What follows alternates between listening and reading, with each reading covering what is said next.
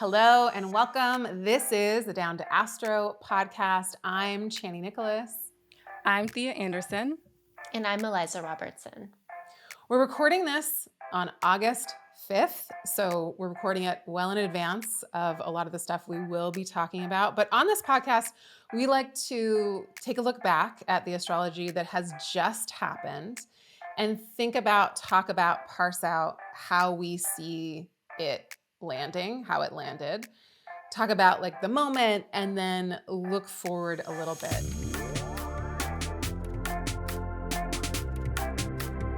Now, of course, this moment in time is really dominated by the United States' election and all of the shenanigans that have gone on around it. But we don't ever mean to say that the astrology is only related to the United States. Both Eliza and I are Canadian anyways.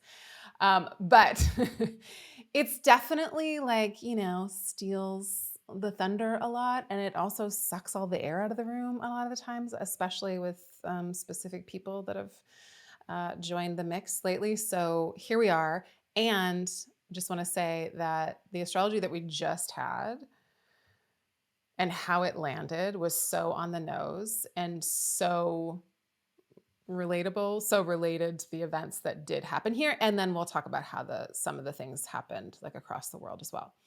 Okay, so the big, like top line astrological signature of July was Mars, the planet of aggression and combat and courage and force and energy and sometimes bloodshed, sometimes war, sometimes, things that go awry.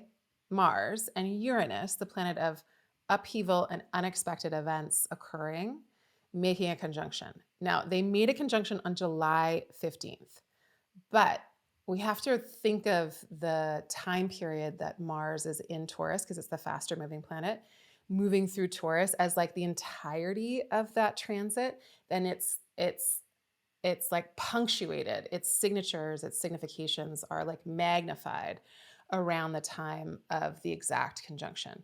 So we're really looking at what happened around the middle of the month, but also like what was leading up to those events. Now, it just so happens that somebody very orange that's running for president has their midheaven, which is the most public point of their chart, right? The midheaven is connected to sometimes our life goals, our public self, how we show up in the world. And Uranus takes 84 years to travel around. That's its orbit. So when it gets to something in your chart, it's a really big deal because it'll only be there once basically in your lifetime. Well, right now, Uranus is on Trump's midheaven. So it's been there for a minute. That piece isn't like brand new, but we know that when like Mercury moves over it, or let's say Venus or the moon even, but like Mars moving over it will only happen, Mars and Uranus coming together will only happen once every 2 years. And so the fact that they came together in this like, standout 2024 moment of astrology on Trump's midheaven is significant. So that's what occurred on July 15th. But on July 1st, the lead up to this kind of moment, we have the US Supreme Court ruling that Trump cannot be prosecuted for actions that were within his constitutional powers as president in a landmark decision. So things that are like standout and breakthrough landmark are going to be associated with Uranus because it's like a first time thing. For any recognized for the first time in any form of presidential immunity from prosecution. So I'm just reading from Reuters there. But so that's the first thing that we're noticing as we're moving through the beginning of August and as Mars is moving up to Trump's midheaven. The beginning of July. Yeah. Beginning of July. We're now in August, but I'm talking about the beginning of July. Okay, and then we fast forward to, do either of you want to take this? I mean, we don't even really have to, it's like 1,000 years ago now, but way back, 1,000 years ago on July 13th of 2024, a little incident occurred. Yeah. Yes. So as everyone knows, because we've all lived it out and many things have happened, there was an attempted assassination at a Trump rally in like Butler, Pennsylvania, or just outside of. And this happened on July 13th. So 2 days before Mars Uranus came together exact. And it being on the MC was just so indicative of Mars, of all the significations that you listed, but having to do with aggression or firearms or violence, actually having an impact with somebody is, I can't think of a more public 10th house MC spot than to be at a rally with a mic, um, Right. trying to become president. And that's The when the next assassin, dictator. all that, as the assassination attempt happens. And then, so that's what we were looking to, the astrology that we were like, oh, this tracks was the Mars Uranus conjunction. Again, as you were saying, that sort of like once in a lifetime event. And we were all kind of like, what's going to happen? Like, certainly the courts will decide against him, and et cetera, et cetera. And the way it played out was really interesting because the Uranian signature, as you said, like kind of set the landmark in terms of giving him immunity. He's got those Uranian signatures in his chart, as we've talked about. And then to have Mars Uranus come together, which would, what to me, what really struck me is that it's the assassination attempt and it's really like uh, historical. But then at the same time, like, and also like, you know, just out of this world. At the same time, the way that he spun it was also so Uranian. Like he became this sort of like archetypal figure of like, look at me. And it almost was like, I mean, what was shocking to me was the way that he used it as a part of his caricature. And that just is so rhymes with so many things about his chart in terms of Uranus. I just want to say, I think you're assuming that everyone knows exactly what we said last time in our last I episode, which I'd like to unassume that and say that Trump, in our last episode, we were talking about the fact that Trump has Sun Uranus North Node conjunction in his chart. So he is a figure that is Uranian just by default because he has that signature in his chart. And then he also has Mars on the ascendant. So he's very Martian as well, which Eliza was then like, yes, he's even orange, like the planet, the red planet. And so we were saying, like, he does really well sometimes with these signatures because he's so disturbing to the peace and he's so aggressive and he's so like rah out there. And so when the two planets were coming to his midheaven, we're like, oh, he got off the hook. He's been granted immunity for everything. He's just, thinks of himself as like a god anyways. And then like it seemed like everything's always in his favor. And then the assassination attempt occurred and everyone was like, oh, this is it. He's won the election. This is for sure gonna like win him the election because he did that stunt. He's an actor, like he's a Leo rising. He knows how to work with theatrics of the moment. That's what struck me. It was like he barely took a beat to realize he had survived someone shooting at him before he like pumped his fist and used it as a campaign photo, basically. Like the fact that the machinery of his mind works so quickly to court public opinion or win applause, to be so applause motivated that you're thinking about that even before you're thinking about, how to survive this moment. For all he knows, they're still shooting at him. I just found that quite stunning. But I also want to go back to what you said, Thea, and just clarify the timeline even more for folks, because while it's true that Mars Uranus conjunctions come around every 2 years, Thea also named this as like a once in a lifetime event, and that's because Uranus takes about 84 years to move around. So this is the only time in Trump's lifetime, God willing, unless he like masters the art of living forever, Pyrogenics, frozen, that this will hit his midheaven. And it happened to be with Mars there too. So it is a once in a lifetime event for Trump. And okay, we'll get to this, but just to foreshadow it, I was looking also again at Kamala Harris's chart today and reminded that Kamala Harris is Jupiter, which rules her 10th house, because her 10th house is Pisces, and the 10th house is the place of career and public reputation, much like the midheaven is. So the point of the midheaven rhymes a lot with just the entire 10th house in astrology. her Jupiter, which again rules the 10th, is exactly 24 degrees of Taurus as well. So they share like They her share a Jupiter's couple not full. things. They share a few things, and we'll get to that. And I know that I am preempting that, but I do think it's important to name that this Mars Uranus conjunction that happened on Trump's midheaven did also happen on an important point for Kamala Harris too.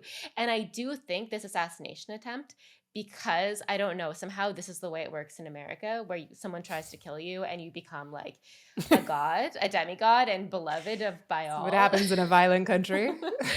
I do think it was, in some ways, I think it was that added extra fuel on the Democrats have to turn this around or we're going to lose miserably. So I do think it's not disconnected from the ultimate decision for Biden to step down and for Harris to take over. I do think there's a link there. Well, narratives, we're going to talk all about narratives too. Because I feel like the current astrology is really talking about how people shape things, what gets talked about, like the things that circulate online. And I feel like that's such a huge part of this campaign. And it's like you can map that, both campaigns, you can map it astrologically. So we'll get into that too. So staying with that week, so July 15th, we've got the Mars-Uranus conjunction, big effing deal.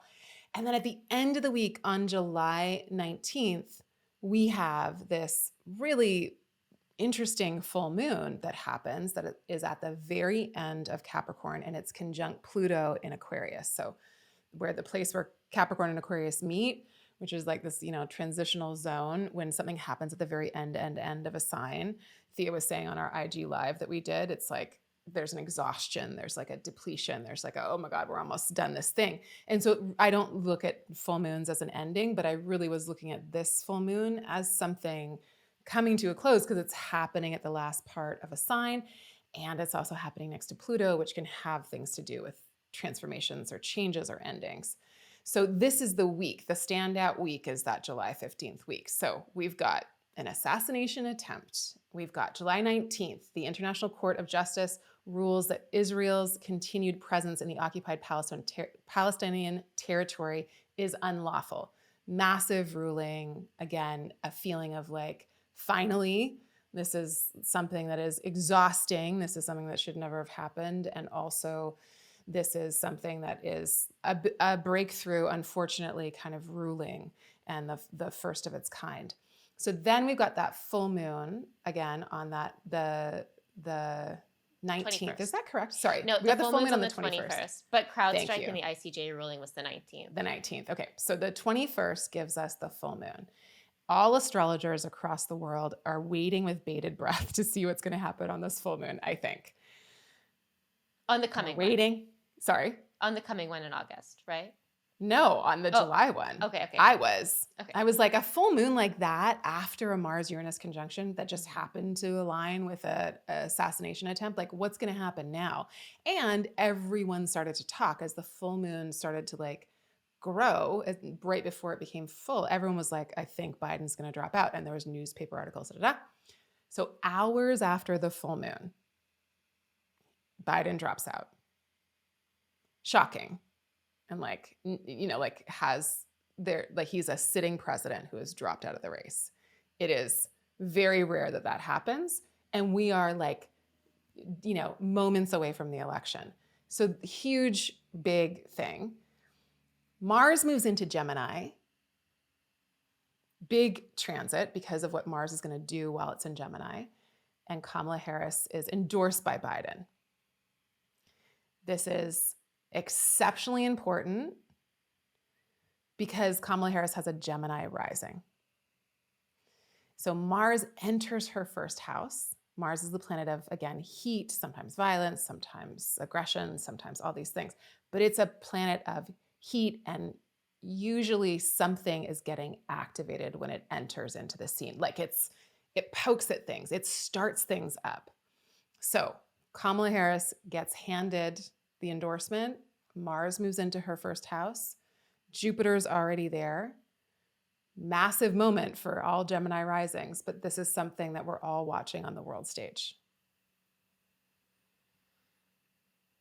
Yeah. And I think we should also just say in that week, and again, this is like a news item that would have been huge if it weren't like amongst all the other huge news items, Yeah, the totally whole forgot. world shut down. The whole world shut down because of what? Malware software that had gone awry. I think I might have the details wrong, but but with the CrowdStrike software, and then you had airports like being frozen, and like clinics, and like hospitals, and just we are so reliant on these digital uh, on just on digital software and materia that we actually cannot function. Like the whole world grinds to a halt when something goes wrong.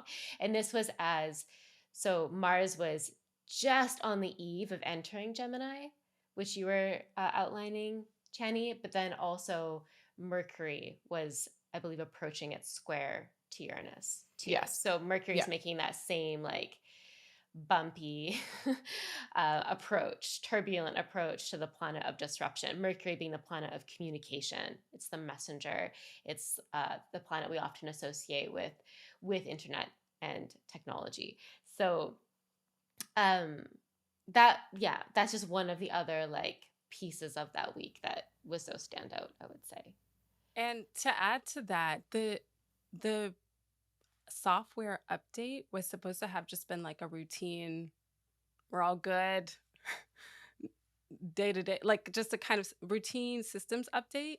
And the shock of it all is that like something went awry, and that what was supposed to be predictable became totally wild and unexpected and such a derail. It was almost like, the way I read that, it was like Mars was taking a little chaos energy from its conjunction to Uranus and bringing it into Gemini, as Mercury ruling Gemini is like squaring Uranus. So it was all kind of like they were tracing back to that Uranian signature of like, whoops. And also the kind of Mars also to me can kind of like halt things, and like it can kind of sever or disconnect. So like disconnections, groundings. It's got the like, wait a minute, like just putting people on totally different adventures than they had planned that day. Like when you saw the map of the air traffic and control, it was like so stunning because all the planes were just like nope, like, landed, grounded. Yeah. Yeah, it was wild. And it was like nothing because of all the other things that were happening. So here we are. Okay, so let's now talk about Mars and Gemini overall, because it's such a big piece of July, the later part of July, and then all of August. And Mars and Gemini is one of the factors that I think makes this moment really interesting and also contentious. And the moment it moved in to Gemini, again, Kamala Harris is endorsed. And then that starts just a massive flurry of activity that no one could have seen coming in every way, shape, and form. So just to like harken back to something that we talked about last time, we've talked about before. The last time Mars was in Gemini, Twitter melted down. Elon bought it. It had like this massive meltdown, and it was also one of the funniest moments on the internet. The ways in which people kind of ran with Elon, his ridiculousness, his comic book villainness, all of his ideas that didn't make any sense, the ways in which he ruined a perfectly good thing were like top-notch comedy. So there's this like comedic kind of effect to Mars and Gemini, I think. There's something that I think Mars and Gemini is amazing with memes and tweets and sound bites. And so there is, even though, we're dealing with a lot of serious stuff and the world is what it is, there's this shift in tone that everyone will agree on that happened on that day. And it just so happened to be the day that Mars moved back into Gemini. Yeah, I don't remember a presidential election where there were press releases like, this candidate has not had sex with the sofa. Like that feels pretty special for this campaign season. It's unique to it, I think we could say. Should we talk about that? Like, should we talk about just the way that the narratives, like Thea, you alluded to, the ways that the narrative around these campaigns have been shifting, and like how the discourse and the language used has started shifting? Yeah, and the speed, the velocity Mm-hmm. at which it's been happening. I mean, everything changed the moment Mars went into Gemini. Everything changed as that was happening. I don't remember being so enraptured with a moment and trying to just follow all of the different storylines, because there's like obvious divisiveness on the left and with progressives and with liberals and within the Democratic Party, all of that, as the same time as there being this massive, like unheard of $310 million raised within 10 days of somebody saying they're going to run for president. There are 1,000 groups of people, started off by Black women for Kamala, then there was white women for Kamala, then there's Black men for Kamala, then there's white women for Kamala, then there's white dudes for Kamala, there's comics for Kamala, there are cat ladies for Kamala, there are Republicans for Kamala, there are Republicans that are endorsing her. There's such a massive outpouring of support for her. And then I don't want to downplay this. There's massive, differing of opinions in terms of her support in and her aiding the genocide in Gaza. And so there's massive conversations within what we might call like the left or the progressive or the, kind of like liberal contingencies in this country. And just the conversations were just like everywhere all the time, and it was fascinating to watch, to listen, to like try to parse things through. But then her team picked up on memes, and there were songs made of statements that she had made, of conversations that she had had, like of talks that she had done, and they were ridiculous and kind of hilarious. And there was just this flourishing of dialogue that is so Mars Jupiter in Gemini. Mm-hmm. Like dialogue feels like a really constructive Gemini word. It's funny, like this whole, because it's not like Mars is inherently comedic, but Gemini is. I feel like Gemini loves to clown, and to be witty and to be wry and to kind of like crack jokes. But Mars uses that as its weapon. I think to its credit, it's in some ways. I mean, there can be like negative side effects of that, but I do think that using one's wit and one's mind as a sword can be well, it, as to your point, Chani, it has created for like some funny moments, but I also, just with like all of the support around Kamala Harris right now, and just like the 180 that we witnessed from when Biden stepped down to all of that taking place, like just weeks before, people were describing her as being, not relatable or too out of touch, or a lot of people had leveled some concerns that may also have been racially or gender based or motivated by gender. There are myriad reasons why people had concerns and still have concerns around her ability to win the election. But what was shocking to me was just like you said, the speed with which that 180 occurred. And then like her endorsement also by pop stars. I mean, in so much as saying Kamala Harris's Brat can be an endorsement, but I think in that context it was. But there's just so much surrounding her. And I think it makes sense in so many ways because she is a Gemini figure, with Gemini being her first house. This in some ways is like the skin that she's wearing, or like the language that she can walk in or dwell within with ease. And she is, I think about this with Mars in her first house now. She is a prosecutor. She's a litigator. She can really, use words, use language as a knife. She can cut through the fog that her opponent in this case is so, prolific at like spewing.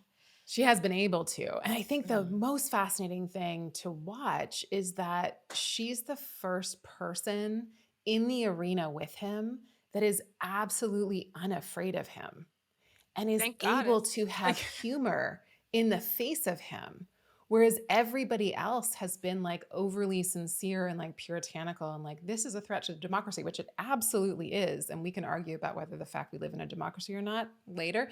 But this, like, yes, that is true. But also, she's been able to poke fun at him because she's not afraid of him. And that is stunning to watch.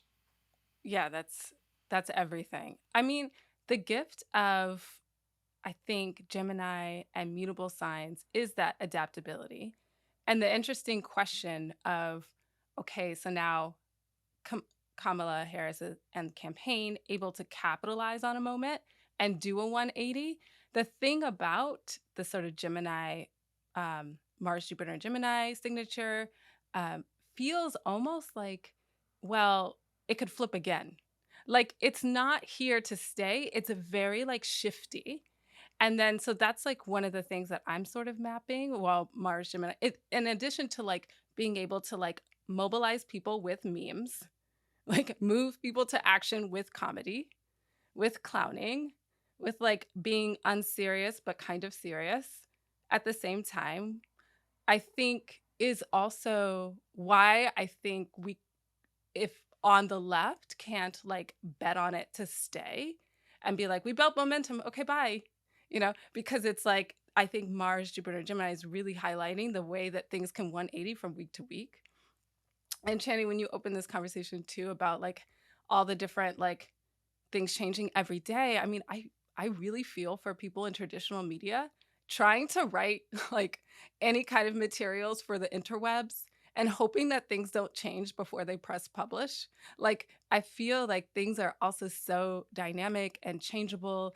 And I mean, even as we're recording today, we're waiting for the VP announcement. Like, who's it gonna be? Like, it's just so frenetic and changeable, and like I'm here and now I'm here, um, which I think is I don't know. I was thinking about the way that the Pluto and Sag, or what we would call Gen Z generation, might appreciate it because they've got Pluto in a mutable sign, and the kind of like go with the flow. Like it's not probably felt as chaotic for folks with that signature, just in terms of how they interact with culture and TikTok.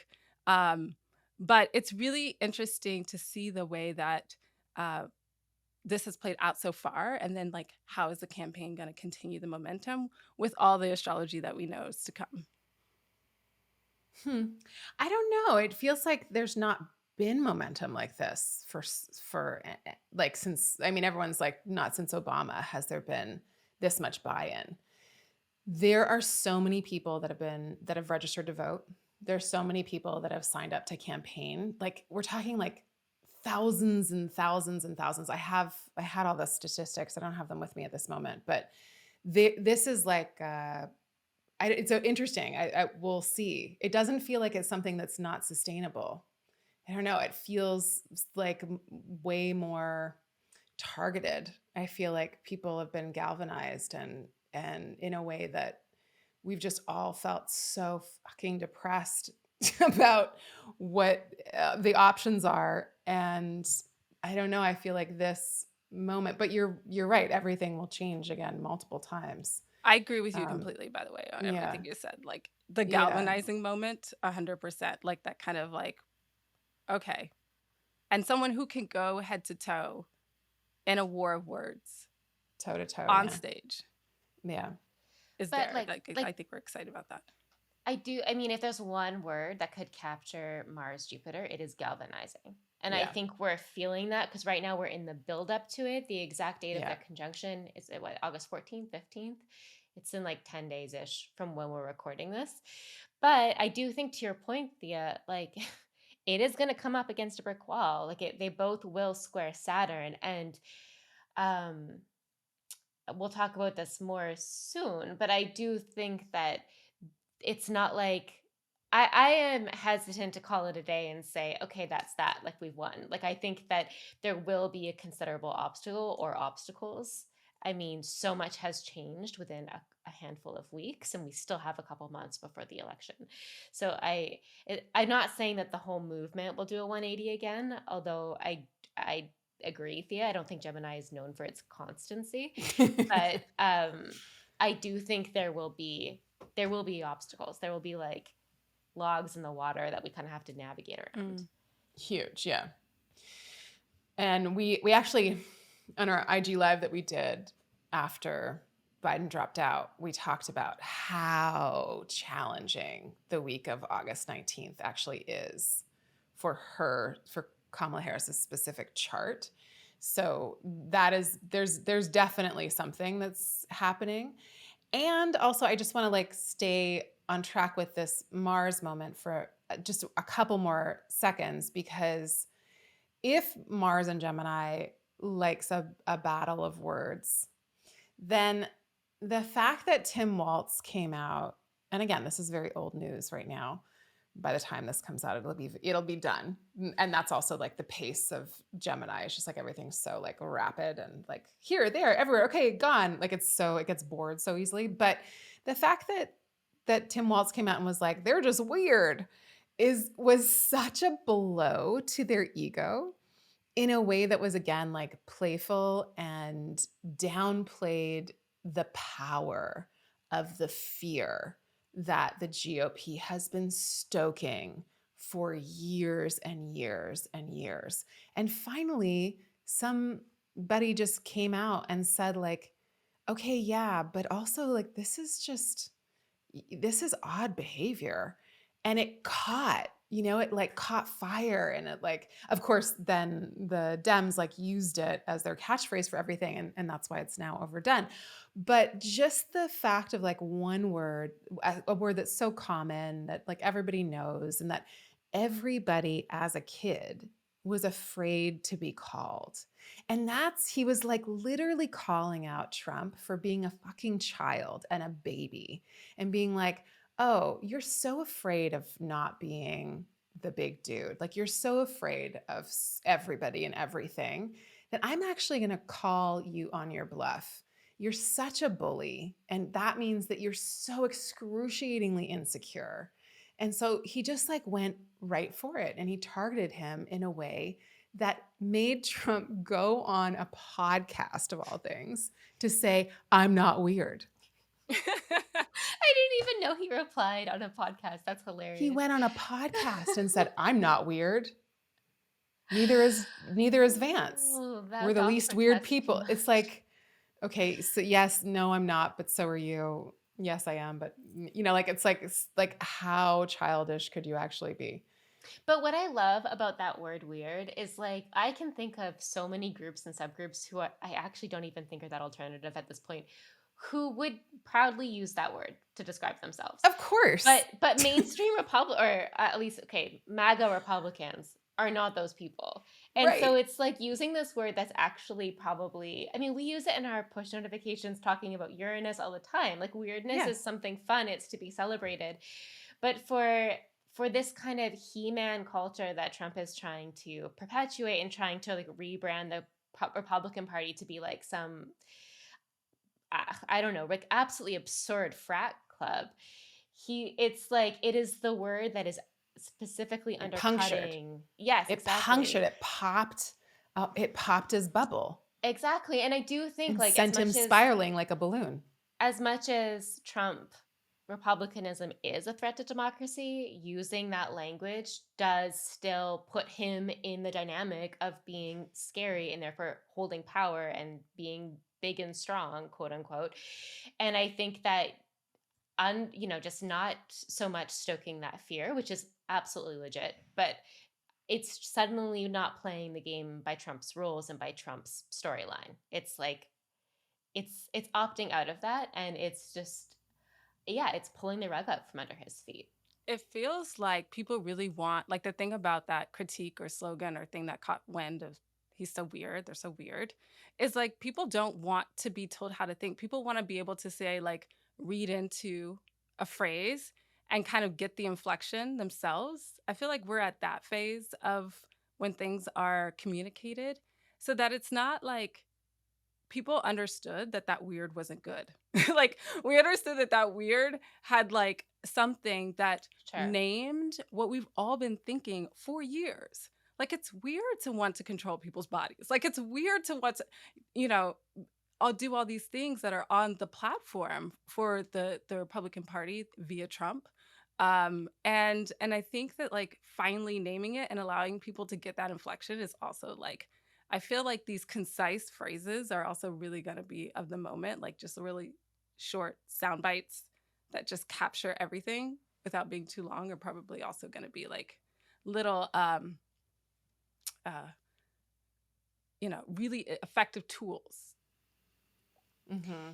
But I think like also coming back to the other sound bites that have been tossed around in this Mars and Gemini moment, it's for these same reasons that the JD Vance having sex with the sofa thing really took off, because it's like, who cares if anyone has sex with the sofa? I mean, like Do you? masturbation is not an uncommon phenomenon, but the fact that this like hyper conservative Christian, like, blanching at the, I don't know, that's what made it hilarious. Well, someone who says that you can't, that if you don't have children, you're not Totally. like a full whole person as You an don't have adult. a right to vote. Someone who doesn't believe in gender affirming care, someone that doesn't Yeah. believe that people should have bodies and do what they need to do with them. People that, someone that is, a fucking homophobe. So, so someone who's got so many judgments about how everybody else does all the other things with their body is looking up things about having sex with a sofa and something about dolphins. I don't even know at this point. It's I've like, lost track. so,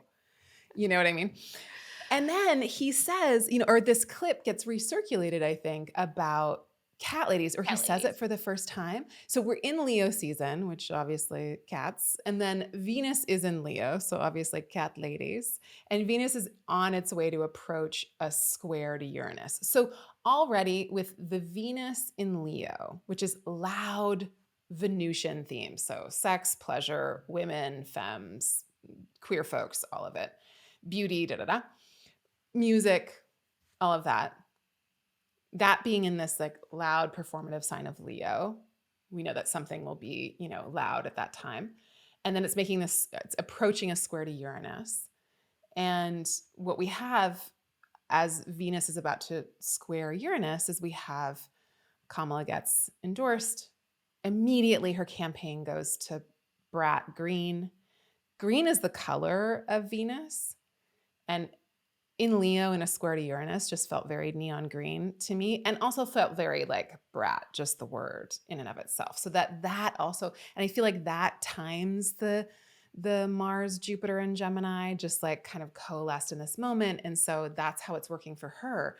But then Janie Vance goes ahead and says that Democrats are just childless cat ladies. And so it unleashes this like fury on the internet, but it also releases hysterical memes. And now, again, like I said, there is a Cat Ladies for Kamala group that has raised thousands of dollars. And I think just to clarify the timeline, I think he said that initially in 2021, but then it's like someone just like went into the archives of the internet and brought it back out again. Yeah, and like replayed it. And replayed it. And it honestly, because he wasn't running for vice president, it wouldn't have had the same reaction probably a few years ago, but it was just the perfect ingredient to like conjure this cauldron of angry cat ladies, of which I count myself, to rally against him. Power to the people. Exactly. You know what I was thinking about? I didn't prep you guys at this, but I was thinking about like this time last year, well, maybe not this time last year, but Venus stationed retrograde around this degree of Leo. And it felt like kind of, you remember like when Venus was at that 28 Leo and about to station retrograde, like there was all this stuff in the culture. We had a color, we had silver, we had hot pink, we had like, and it just Barbie. yes. I don't need to remind everyone. And it felt like, again, at that degree, like it felt like coming back to this like a year or so later, we get a color, we get a name, we get culture, we get women, we get a really good stars. brander. Yeah. Yeah. So that's what I also felt like that was like and with the square to Uranus, of course. It was just like, oh, Venus. Here you go. Here's your starter kit. I love that, Thea. That is so true. It really does bring that kind of bold pop star, femme fatale kind of energy forward. Mhm. which is also that this like feeling of reclaiming a narrative Mm, or reclaiming some Totally. kind of power, which if we want to think about Venus and the Inanna myth and the like reclamation that happens. Okay, so before we go into the upcoming astrology, we just want to take a little moment to circle back to things that we talked about earlier that are really shaping up to be something. So it's like a little reflection point.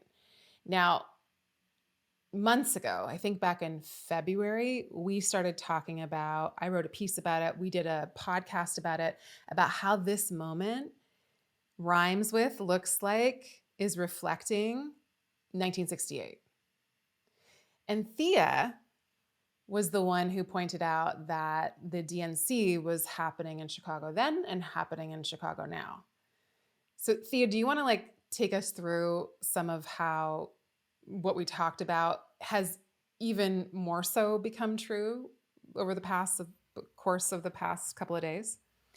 So so what was historic, of course, when Biden dropped out of the race is that the last time that that happened, so close to the time frame of the election, was 1968 when Lyndon B. Johnson dropped out of the race under pressure at the time for like the Vietnam War.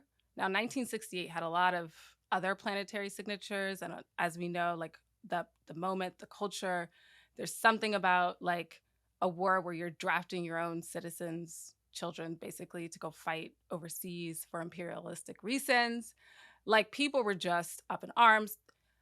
So that was like the rhyming or the parallel. And then the second part of it was the same student group, the Students for a Democratic Society, SDS, was involved in 1968 in organizing students to protest the DNC in Chicago. That group is now also organizing. Now, they've made it clear that they want to do like something that is family friendly. They want to work with the authorities to try to get people within sight of the DNC and to protest. So there's some differences, but there's a lot of parallels in terms of having like an unethical war, genocide is what's happening now, having a president drop out so late in the race, entering the DNC with this kind of like um, changeable, like what's going to happen next sort of energy. I also learned too that the 1968 is where they, and maybe people knew this, but I've forgotten, that is where they coined the term "the world is watching," which is really Mm. interesting. Hmm. Um, Mm-mm. and they did that in terms of when student protesters were being like beaten by the authorities. There were thousands. The mayor of Chicago at that time called like 12,000 policemen, the National Guard. Like it was such an overreaction and sort of that Mm, Pluto and Virgo mm, kind of way that was going on in 1968.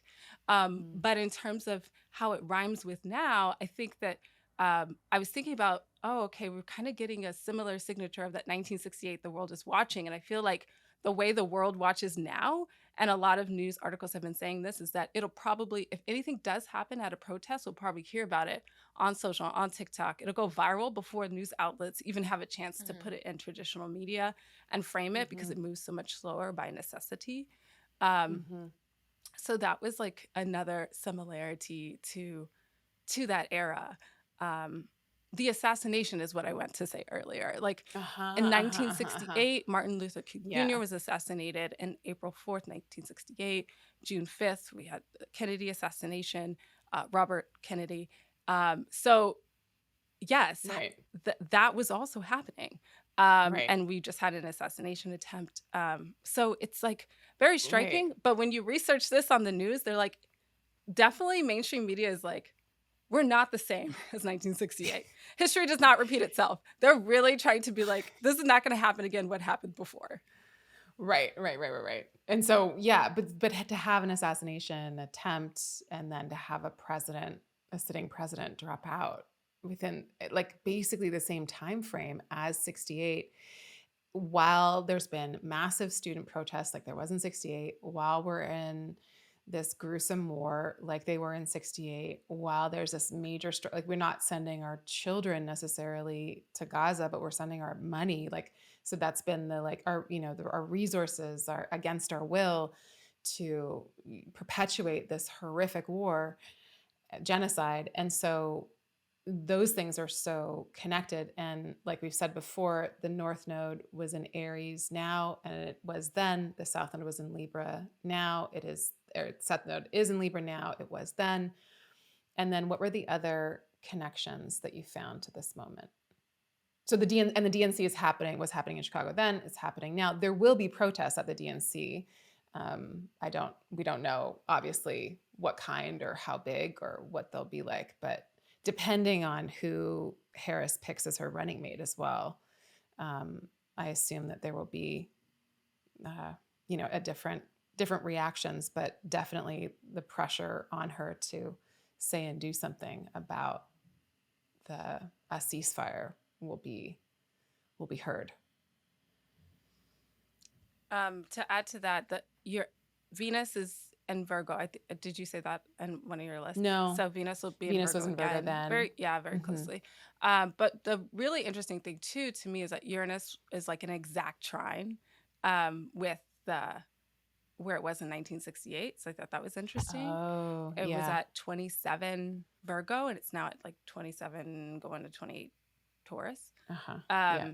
So that feels like a point to pay attention to, the kind of end of an earth sign, Uranus rolling through, in terms of change and never going back, being interesting, a theme.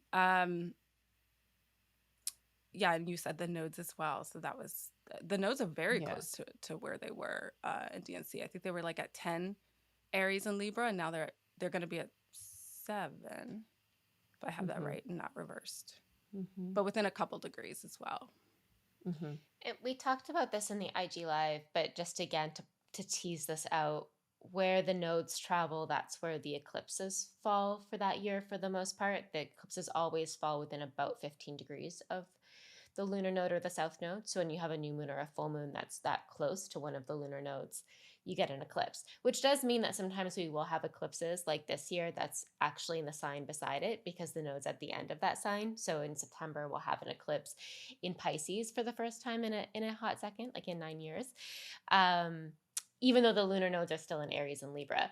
But the point to draw the parallel back to 1968 is in both, I would say this year and certainly in 1968, we've seen a long stewing and like seething of foment and of resistance and of protest against the violence, against these wars that the protesters, often students, young people, do not want to be a part of. They don't want their money, and to use 2024's rhetoric, they don't want their tuition to be going to fund Israeli arms companies or to be funding the war. And in 1968, they didn't want themselves to be drafted. They didn't want their friends or their brothers or their kin to be drafted. So, but my point being, in both 1968 and this year, we've had these eclipses, which are these supercharged like turning points, pivot points in the year. And we've noted in previous episodes how the protests have often kind of gained more momentum around these eclipse points, or there have been like crucial changes in the narrative around these eclipse points. So the nodes themselves, so I'm speaking about the actual eclipse days, but we can consider the nodes themselves eclipsing points because, like what I just described, when we have a full moon or a new moon near them, that's what causes an eclipse. So I think that's another thing that's similar in the landscape, is that we've had the same breed of eclipses in like the sign of war, of combat, which is Aries, which is where the North Node is. So that's drawing this amplifying, increasing energy. And then we've also had eclipses near the South Node in Libra. And we've seen this year sadly, I think, a shedding of Libran qualities such as peacekeeping or fairness or justice. We've seen a dwindling of that in many cases.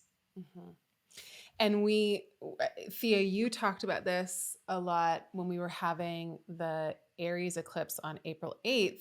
You were saying that because we were having an eclipse it was the total solar eclipse, the shadow fell across the United States, meaning hey, this is going to be important for this country. That's what that means when a shadow falls across the shadow of the eclipse falls across a certain region. You could be pretty sure that something's going to happen in that part of the world, especially in such a like active place where there's so many people and always so much drama. So the shadow fell across the states, and Theo was like, yeah, this is not good for leaders. It's not good for leaders of this country. And so within a couple of months of that eclipse, there's an assassination attempt, and the sitting leader drops out. So that's also like a interesting kind of unfolding of events too. That also occurred. Those eclipses, I don't know if the shadow of any of those eclipses that happened in 68 fell across the country, but again, they had eclipses near the North Node in Aries. So that would have also been a time that was turbulent for leaders of the country, of any country, leadership in general. So you see the reoccurring themes and what happened to the leaders. They're not exactly the same, but there's like a rhyming, there's like a paralleling back in 68 and now with the same set of eclipses. And then the other thing that unfortunately Eliza was correct about, and we're living in massive climate crisis, so this is going to be true every summer, but it also just so happened that around the Mars-Uranus conjunction, Eliza was like, it feels like wildfires to me. There still is. My hometown is engulfed in smoke as we speak in Canada and British Columbia. And there were the two hottest days on record right around that Mars-Uranus conjunction. So it just feels like very like combustible, like overheated kind of situations. Okay, so as we move towards what's about to happen, we're going to talk about some of the like standout things that are featured in August astrology. We don't generally spend like a ton of time about what's upcoming, but because the stunning astrology is happening just days prior to and exactly on the beginning of the DNC, and all of this stuff that's just happened is so specifically about the DNC and about the election that's, I know, dominating everything right now. And however we feel about it, this is not a podcast like that is meant to endorse anyone. We're really looking at the astrology of the situation and how it's playing out. So do either one of you want to take us into the meatiest part of August and how it aligns with the other things that are occurring? Eliza, I feel like you're really good at this. Walk us through time. Well, okay. I can support, but I'm going to pull up the timeline. So, as in, I'm going to look at the timeline. So, as mentioned, we're recording this on August 5th. On August 14th, that's when Mars will finally sidle up and make its exact conjunction to Jupiter. So we've been talking about this energy the whole episode, really. This is the very like using clowning and memes as a way to cut your opponent down, which is constructive and quite humorous oftentimes, and as a way to have a conversation. Bad.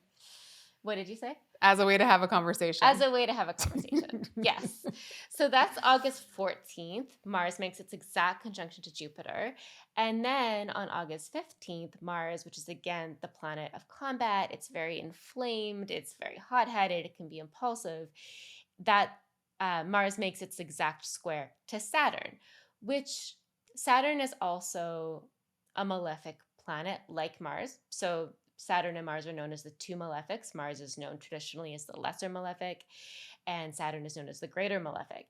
While Mars is really impulsive and hot-headed and like mouthy and can be violent, honestly, Saturn has a more melancholic temperament. It's more about restrictions and limits and fears and insecurities. It can bring obstacles. It can show us where our own limits are. It can also motivate us to set really strong boundaries. But when you see this like galvanizing energy of Mars, Jupiter, and Gemini, and then it's hitting this brick wall, which is Saturn in Pisces.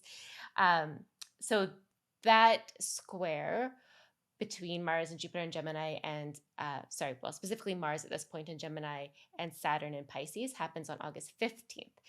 And then days later, because Jupiter is a lot slower to move than Mars, Jupiter makes that same square to Saturn. So Jupiter, which is the planet of expansion and growth in Gemini, it's especially around, like, I would say, populating ideas, and again, like this meme culture we've been talking about, things going viral. Um, it again meets this like obstacle. I just have this image of like there's something in the water that, Saturn and Pisces, there's something in the water that's going to disrupt our course, that we might have to navigate around in some ways. And the thing also that we've had our eye on, both in the IG Live and just with now, Kamala Harris as the Democratic candidate, we've been looking at the situation of Venus. So during the DNC, Venus will be in Virgo, which happens to be its sign of detriment. Sorry, its sign of fall. Venus is in fall in Virgo. And it will be opposing Saturn in Pisces, and it will be squared by Mars in Gemini. So this is a classic alignment, which the ancients used to call enclosure, or in the medieval period they called besiegement. So if you can literally imagine like enemies on both sides, like Venus is kind of caught between a rock and a hard place here.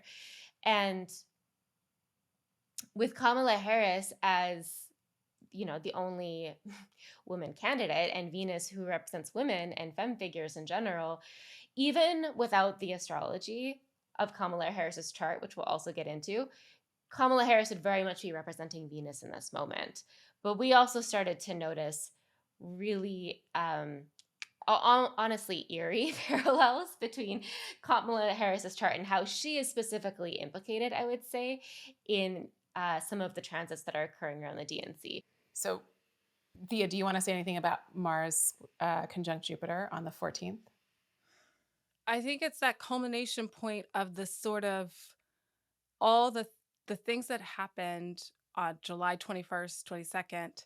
It's that the climax of the story, the sort of like buildup of 10,000 narratives kind of coming together, being dispersed, and it feels like, I don't know, kind of again like hyper galvanizing, but and also that there's something to contend with, which is the Saturn of it. Yes. But that isolated by itself, I think is fucking phenomenal. Yeah, if we could have it on its own, like, woohoo, yeehaw, like, let's go. Like, it's just going to be absolute chaos, and it's ridiculous. But the Saturn of it all. So then what do you say about the Mars-Saturn that happens basically at the same time, but the next day specifically, but it's all happening together? So Mars-Saturn, for me, when I look at a year, I look at Mars conjunct Saturn, Mars square Saturn, Mars opposed Saturn. And those are the moments that you circle on the calendar and you're like, do not overdo it here. You're going to be behind. It's going to be hard and it's going to be challenging and it's going to require your determination. That's okay. But just don't expect it to be easy breezy, like whatever. So everything you said is like what I'm mapping to. You know what's interesting? Okay, so this is like the opening square from that April 9th. Jupiter, I'm sorry, Mars-Saturn conjunction that happened in Pisces. And now Jupiter, which moves faster, is a faster moving planet, is now moved on to Mars. What? I want it to be Jupiter. It's Mars. It's Mars. I don't want Jupiter to move faster. We're talking about Mars. Mars is squaring Saturn. So now it's basically, I feel like it's an unfolding from everything in April. I kept trying to be like, is it eclipses? Is it Mars Saturn? But I feel like the sort of, it could be crackdowns. It could be something. It's something that feels like it gets in the way of just being like, I got my mojo. We're winning. Yeah. It could be like, but ultimately, like, perhaps, I'm still happy Jupiter's in the mix. So yes, totally. And it might not be about what we think it is, right? Like at the same time as we're recording this, Israel, the war machine, is stoking the fires, literally like assassinating, talk about assassination attempts, assassinating the person in Hamas that's responsible for negotiating a ceasefire. So they're eliminating, Netanyahu's like eliminating pathways towards any kind of peace or stability in the region, and seems to be gunning for, just like Trump, total power so that he can get out of facing his own consequences. And so we're all connected. This whole world's connected, obviously. So it doesn't have to be like something happens at the DNC, but like something's happening in the world at that time that stalls the enthusiasm, or that like quells it or brings it back to like, this thing is occurring, and it is a really serious problem. And all those things map back to at least kind of that April agitation in terms of peace efforts, war in Gaza, political events. Yes. So yeah. And maybe it's the stopping of something awful happening. Mm-hmm. Maybe it's the stopping of the proliferation of Mars, of violence. Maybe it's the stopping of, the things that need stopping. Like Saturn is not, it's a malefic planet, but there are like really important aspects of its attributes. Like we need boundaries, and psychotic dictators need to be told no, and people that are warmongers need to have a limit. So that's a read we could also maybe have on the moment. I don't know if I'm being too optimistic, but there is that like wild enthusiasm of the Mars Jupiter met with a considerable problem. And that doesn't mean that it can't be worked out, because honestly, I'm going to be honest with you, I did not think the Mars Jupiter was going to be this hard. I did not think it was going to be this wild. I did not think it was going to lift the mood like this. Did either of you think it was going to be this like, okay, maybe I thought we were gonna have bots the world again, isn't ending. like just like fake, like, I mean, the scammers are out, but I do think like it is so galvanizing, and so, but even it's still in a whole sign square. So I think some of the things, some of these plot points, if we look back after the Mars Saturn square completes, we'll probably be able to trace it back to like July 21st, July 22nd. And be like, oh, it was actually starting to develop. It's just hard to know which plot point to pick. So many with all this Gemini. Okay. Eliza, do you want to add anything to either of those? Not really. I would just say, to your question, I had a more pessimistic idea of how this would turn out. I think because Jupiter is, in detriment in Gemini. So I wasn't thinking it would be that helpful, but it really is boosting the mood. Yes. Whether or not you agree with it, it's just a fact that people feel refreshed and feel like there's, again, breath of fresh air. The moment Mars entered into Gemini's air, Mars is like bringing, again, the gust of something. So, okay, so we've got those two things the week before. Now, the other thing I want to say about the Jupiter square Saturn that happens on Monday is that it's not just defining in terms of 2024. It's like defining for like the years around it. Like a Jupiter square Saturn aspect is a big deal. They made a conjunction in 2020 in an air sign. Now they make this square. This is the opening square. So this is related to 2020. We don't mean to give you like 7 million dates to remember, but this specific thing is related to what got constellated in 2020, a very difficult year. It was in the depths of the pandemic, so it's not like the new part of the pandemic, but it was, in there. We're in there. And then, December of 2020 was I will never forget where I was, and what was going on, because we had been in lockdown since March. And then the inauguration was a couple weeks later. And so that inauguration of Biden and Harris was part of the beginning, that conjunction. And now we're at the square. And now she's running. And that's wild. It's so And this is wild. happening on the DNC the first day of it. Now, it doesn't all happen on that day. This is a mark that is permeating through the year and into next year. And so it's not just this moment, but it is a big effing deal to have these two slower moving planets form this alignment. And then we also have a full moon. Some razzle dazzle. Yeah, who wants to take us through the full moon? So I'll start it off. The full moon puts us on the fixed axis. So what we've been talking about has been immutable signs, but the full moon in Aquarius, square Uranus, in Taurus, it gives us sort of the fixed sign problems, and fixed signs have like those things that won't go. Opportunities. Love a fixed sign.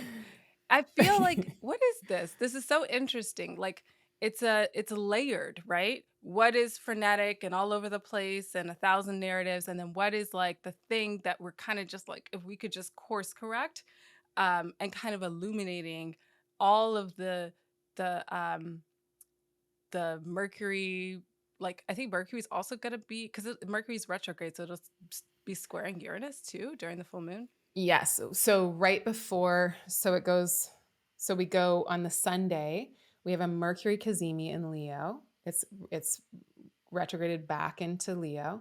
It connects with the heart of the sun, which is a very important moment in Mercury's cycle, which gives us an illumination or clarity.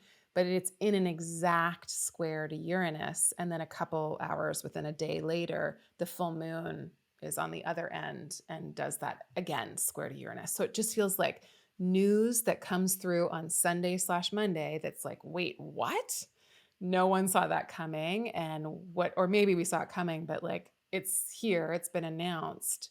There's something has landed that is like, whoa. But it's the second time that Mercury is squared Uranus. The first time was in July when all that chaos when the world was shut happening. down. Yes. Yeah. And so now we're back. So is it another tech glitch? Mercury is retrograde. It's ruling the Mars, Jupiter of it all. It's in the midst of a full moon. So it makes it like magnified. And it's exactly square. Like it's within a degree square Uranus. So to have the last full moon be within a degree of Pluto, and then the next full moon be within a degree of a square to Uranus is just like, okay, this is, these are extreme full moons, it feels like. Maybe like turn your notifications on if you have them off on this day, if you want to be kept abreast of wild news or developments. Or, I mean, I think you're totally right about the announcement, kind of, but also harkening back to the July 1st Mercury Uranus square. It's all, and that's that fixed axis. So maybe it'll be like a Trump court case thing. Maybe it won't, who knows? But it seems like something that upsets the apple cart. Mm-hmm. So Thea, you parse this out, but I'd like you to do it more. There's a T square happening in mutable signs, and there's a T square happening in fixed signs. I'm using modern astrology lingo, but what does it mean to have a T square of stuff happening in mutable and then also in fixed at the same time? So the tension, I think of a square as a tension point. Like who's going to go first? It's the sort of like, really like, it's got tension. That's what I'm going to use, tension. And then immutable, it feels like it's very dispersed across many different topics, many different issues, many different folks involved. It could be global. And then in fixed signs, it feels like something that needs to just be like, I don't know, like if you were sort of tightening a knot, or the tension feels like strained because fixed signs that come in the middle of a season, as opposed to mutable, which come at the end, are all over the place. Fixed signs are like, we could just maintain status quo. And then the layer to that is that Uranus says, well, I don't do status quo anyway.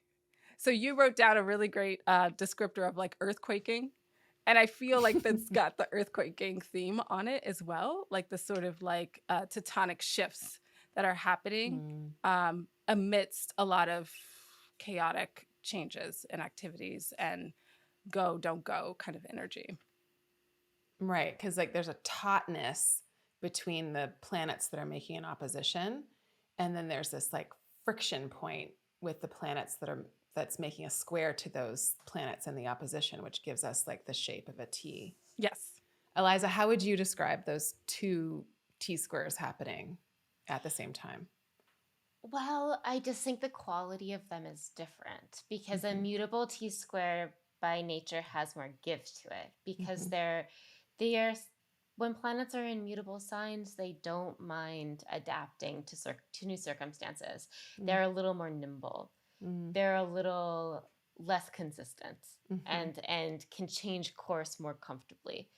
And then the fixed signs, yeah, like you were saying, they're like intractable. They don't want to give way to the other. I always find, because sometimes I find it interesting when people are like of different fixed signs, and then you can just watch them like lock horns. And this might be a way to conceptualize it for folks.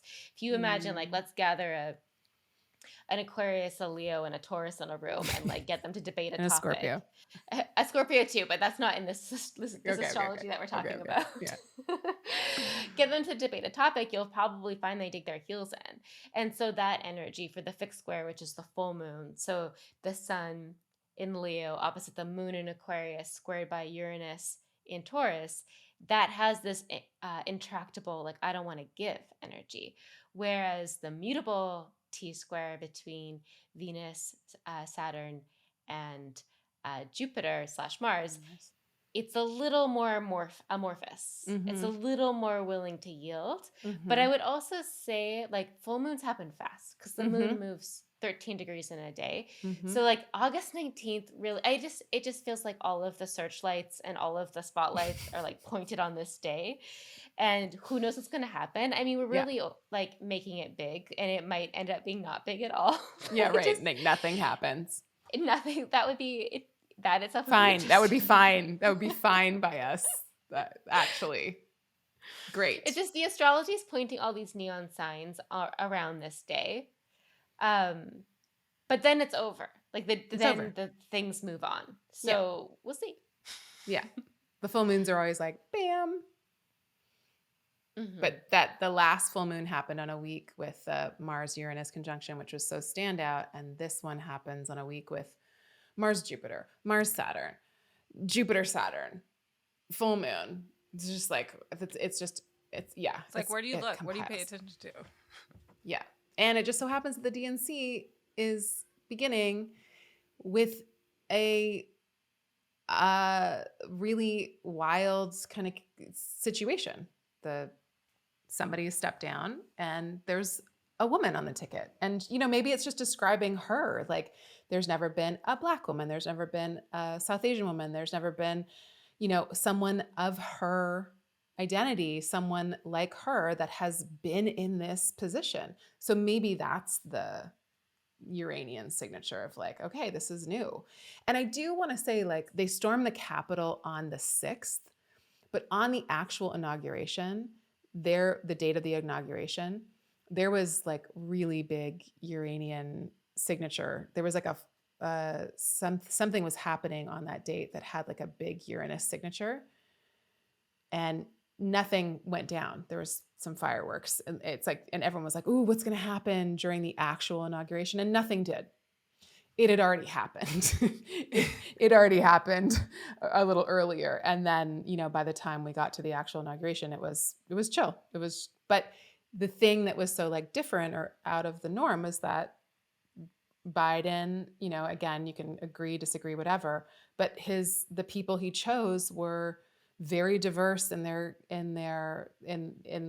all of their identities, and no one had ever had as diverse a cabinet as him. Is that true? Something like that. So I was like, well, that's also that signature coming through.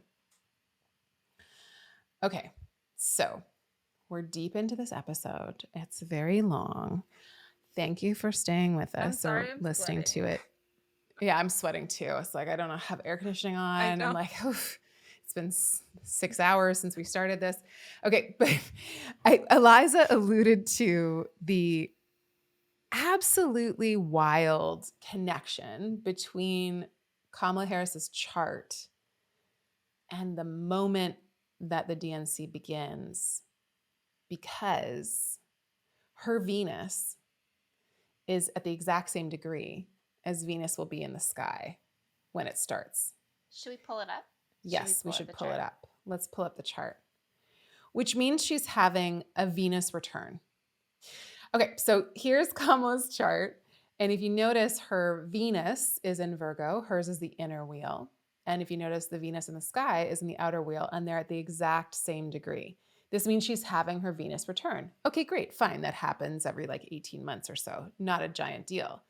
Except for the fact that Venus is exceptionally important for her this year.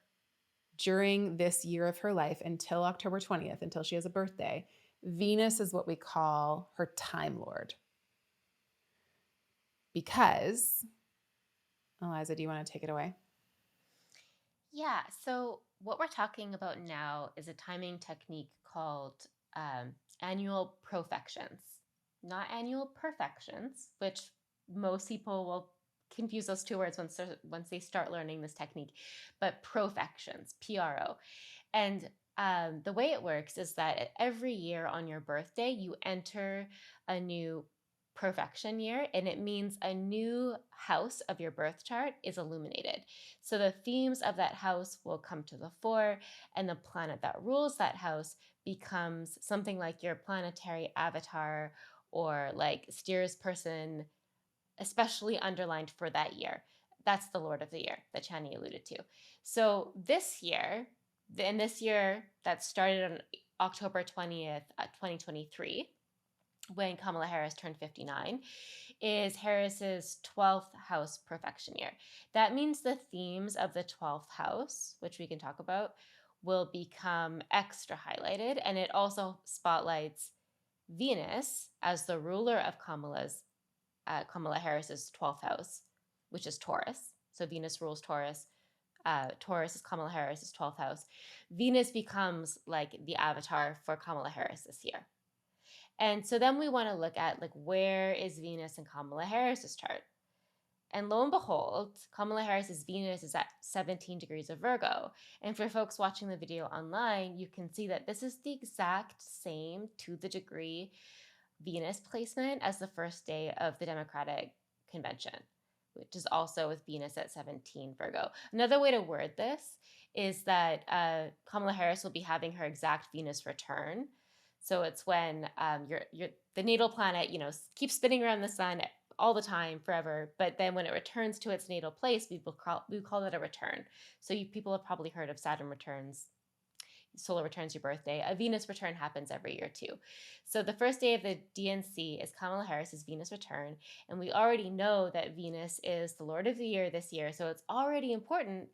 And as we talked about earlier, Venus in the sky, and therefore also Venus in Kamala Harris's chart, because it's the exact same Venus, both are at 17 Virgo, they're in this crunchy situation that we previously described as a besiegement or an enclosure. So they're getting like struck by both of those rays, metaphorically speaking, by Saturn in Pisces in that opposition and Mars in Gemini. So yeah.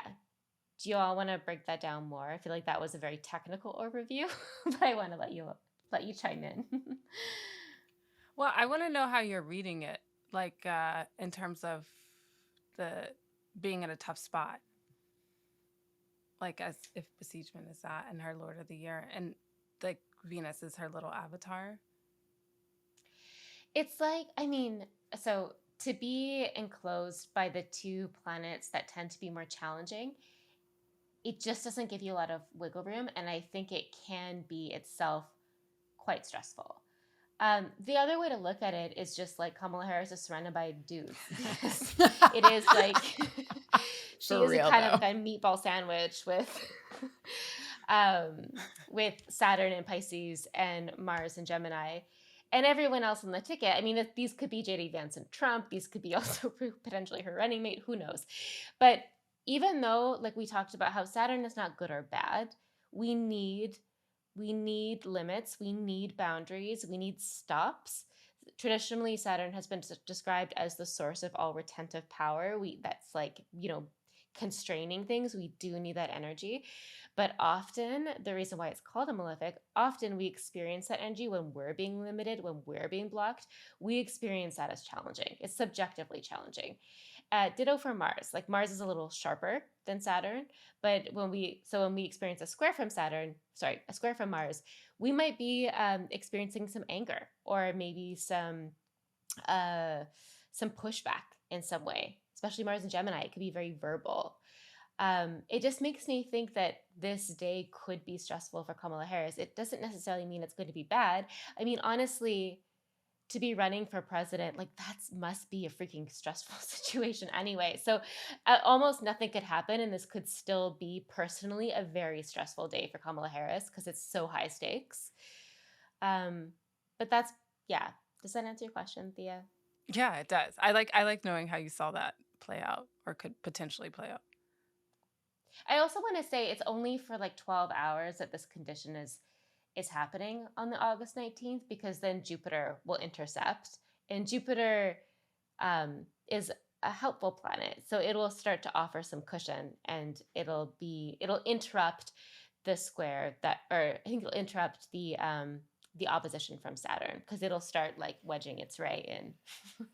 See, I think that because her Venus isn't moving, right? Her Venus is static. Right. That's right. Venus in the sky moves, so it's got a little bit of a different timing. So Saturn opposes her Venus exactly on August 12th, and it's already done so earlier in the year. So this is like its second time, I think. But it's August 12th, so I think that's going to be a tough spot for her. And then Mars is going to square it exactly on August 15th. So I think August 12th, 13th, 14th, 15th are the tough days for her. I don't know what's going to happen, if it'll be private. Her Venus is in the 4th house, so we might not know necessarily like what's going on. And it rules the 12th as well as the 5th. So it's got other significations too. But her exact Venus conjunction, Venus return, is August 19th, the day the DNC starts. So that's actually, it kind of breaks that up, I think, and it's good. And then Jupiter square exactly on August 23rd, but it definitely gets in between Saturn and it by the 20th. So I do think that like the run up to the DNC is tougher than the DNC itself. Can we make this really clear for people though? Because our charts don't show arc minutes. So it might not be clear. So basically so even though both Kamala Harris and August 19th, the day, have Venus at 17 Virgo, I think Kamala Harris's Venus is like 1753 or something arc minutes. It's like it's later in that degree, whereas Venus in the sky on August 19th is a bit earlier on that 17th degree in Virgo. So where we see the acuteness of that enclosure will shift. So Chani, you're saying that actually the worst might be over for Kamala Harris, in the lead up to the DNC, but it's the worst still the case. Is the lead up. The worst is, that's what I mean. The worst is the lead up to the DNC, but not necessarily the week of the DNC itself. By the 19th, Venus gets back to its exactly, and then Jupiter comes in. Yeah. So, but Venus in the sky has a tough time, and That's what she I'm is saying. going to be Venus of the moment. So it's like we're splitting hairs right now. But if I was giving her a reading, I'd be like, watch these dates, the 12th to the 15th, for the hard work. Right? Because malefics make us work. Yeah. And benefics are like, take the day off. It's okay. And then I think that by the 19th and into the 23rd, there's there's a much better condition for you. And it's going to feel still hard because we're still in the midst of the Saturn Mars square. But for you personally, there will be some angels in the wings kind of vibes. I wouldn't want to overdo that, but it's a very dramatic switch to go from Mars Saturn from August 12th to 15th to Venus Jupiter the 19th to the 23rd. But again, I'm splitting hairs because these things are like all together. And it's confusing a little too, because even if Kamala Harris had a totally different Venus placement, she's still kind of symbolic of Venus in this Exactly. moment as the Exactly. female candidate. Exactly. So I think we don't know how this will go, but We actually don't know. but it'll be, surely it'll be a standout day for her, but it would be because, she's running for Right. president. It's also not every describing day. what we already know to be true. Yeah. Thea, what do you think of all this? Oh, I keep looking at her Venus Pluto conjunction in her natal chart. Yeah. And I feel Yeah. like she's okay with just like making power moves and probably places where she doesn't have a lot to work from. That would kind of describe like a Venus in fall in Virgo, but like Yeah. still building the cohesion, making the moves. And, she's Uranus there natally too. So I think I agree with everything you said. Like it'll probably describe the lead up. Even if she had a different Venus placement, I feel like that Venus in Virgo is so indicative. Like if I were to look at an event chart, I'd be like, oh, that's Kamala.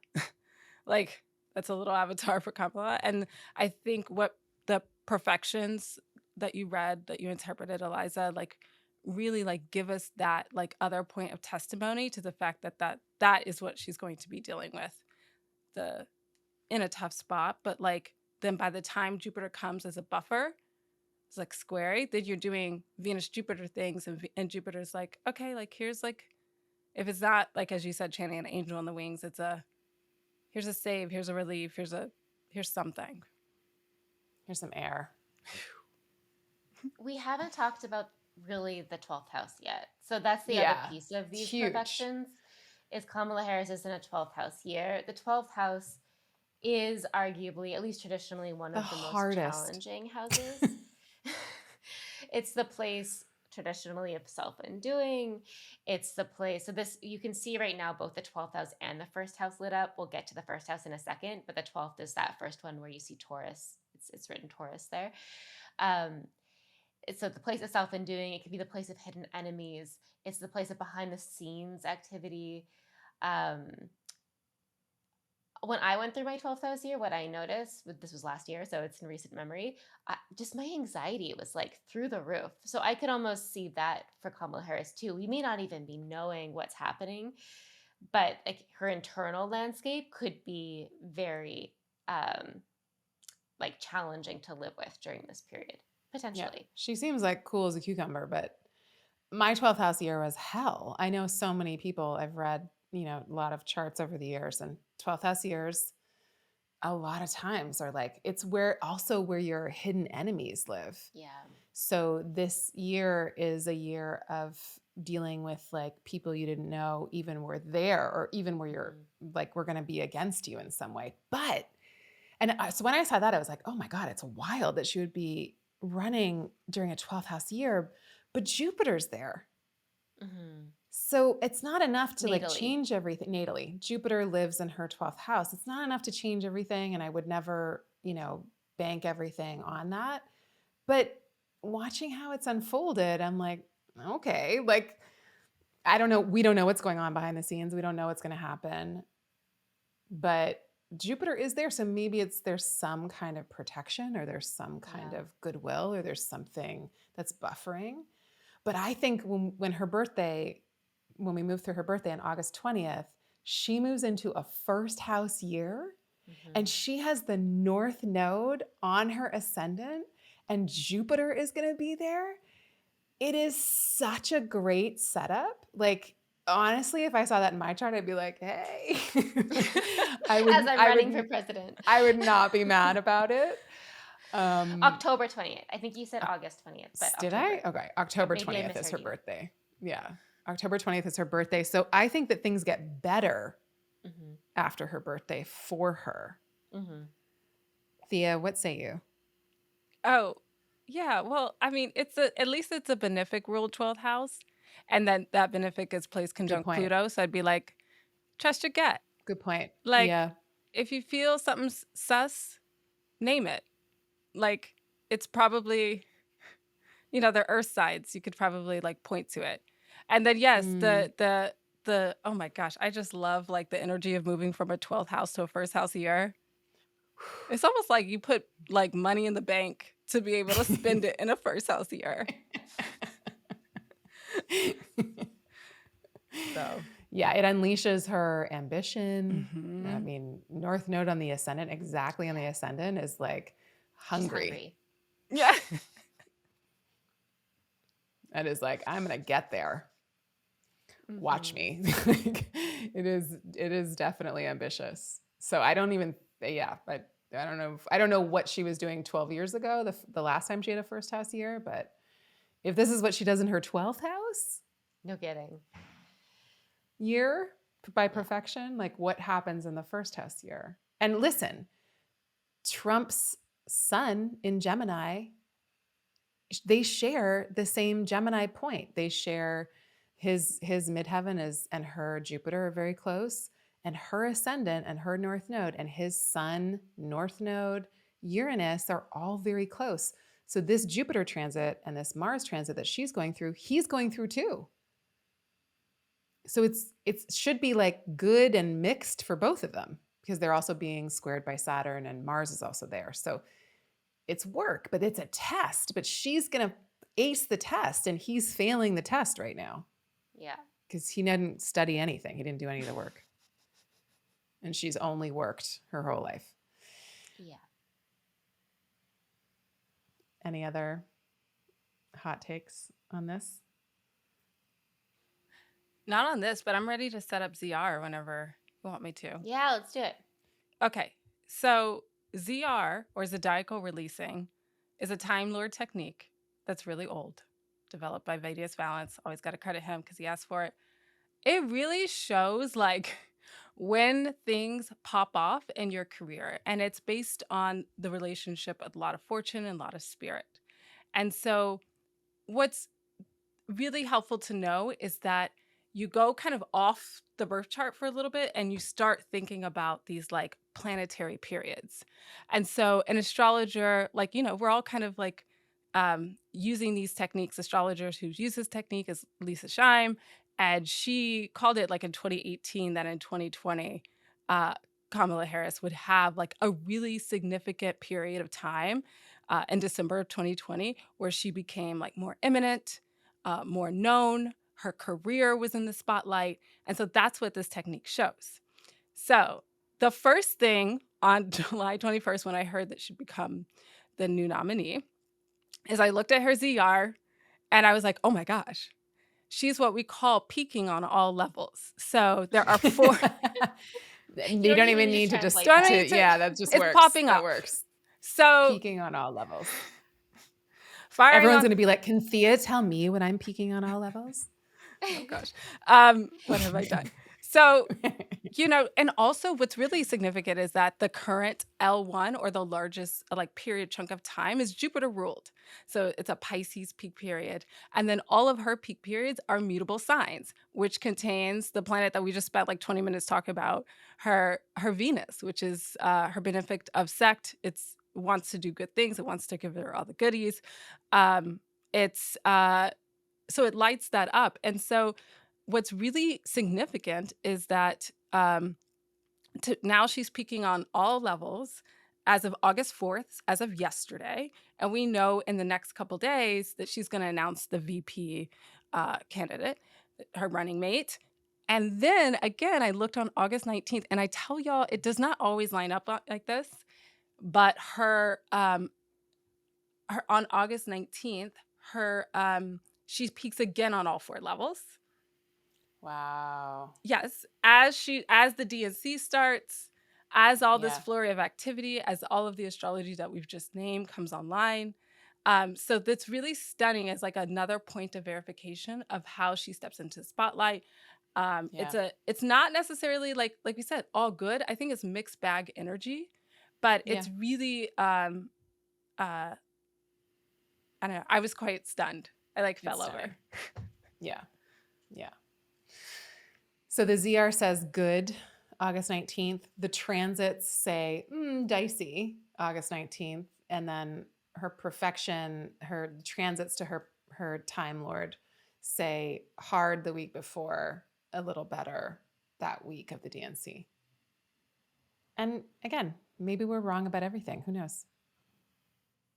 I think too, like running for president it's not even once in a lifetime. It's once in very few people's lifetimes. Thank you. So it's already, she is peaking on all 4 levels. This is and also to be the first like woman of color who's running and who's at this station. So she's already like ticking the boxes. Yeah. But we shall see. Nothing else has to happen. To unfold. Yeah. Yeah. All right. I mean, we might come back and do like a deeper read on her chart. There's also like the things that are obviously going on in what's his name's chart. I think all of us feel a little less motivated to spend. Which what's his name? What's his name? The The other orange guy. one? Yeah. They're both Leo risings. They're both, Vance and Trump. I looked at Vance's chart. Oh, really? Yeah. They're both He's Leo a Leo sun and No. Yeah. He's like, applaud me. He's a performer. He's a performer. They're both performers. Yes. Fascinating. Okay. As we're recording this, I also just get this like New York Times, Google is a monopolist, judge rules in landmark antitrust case, which we were just kind of talking about that last night on text. But, with this Mars, Jupiter in Gemini situation, and with Pluto still hanging out at the, beginning of Aquarius, all of the things about tech right now and just communication are going to be big. So we'll see what the airwaves get filled with over the course of the next couple of weeks. And we'll be back to reflect on all of it. Okay, if people want homework, if you're in the United States of America, I've been doing IG Lives with Seed the Vote and Working Families Party. There are so many deeply important elections that are happening right now. Of course, we focused on the top situation because it's the easiest thing for us all to align on and talk about because it's been so pronounced. But down ballot voting, people, we need to flip the Senate. We need to flip the House. We need to be running for things that we can run for in our local lives and situations. We need people on the school boards and all the things in our cities and our towns and the places that we live to be for community and for the human dignity that is so needed now. So if you don't like what's going on in your neighborhood, in your city, in your situation, how can you get involved with the elections that are occurring now? If you live in the United States, there's also 1 million elections going on this year around the world. So wherever it is you are, I hope you find grassroots organizations that are really focused on building communal power. And if these organizations don't suit you, I hope you find the ones that do. There's also the Uncommitted Vote organization and movement that I think is doing some really important work right now, especially to put pressure on Harris and the administration to go for a ceasefire. So however, wherever you want to get engaged, we hope that you do. Thank you so much for joining us. And thank you both for sitting through a 7-hour podcast episode. It was fun. It was fun. Thank you. My earpods just died. Okay. Oh, Bye. it's fine. Bye. Bye. Thanks, everyone. Bye.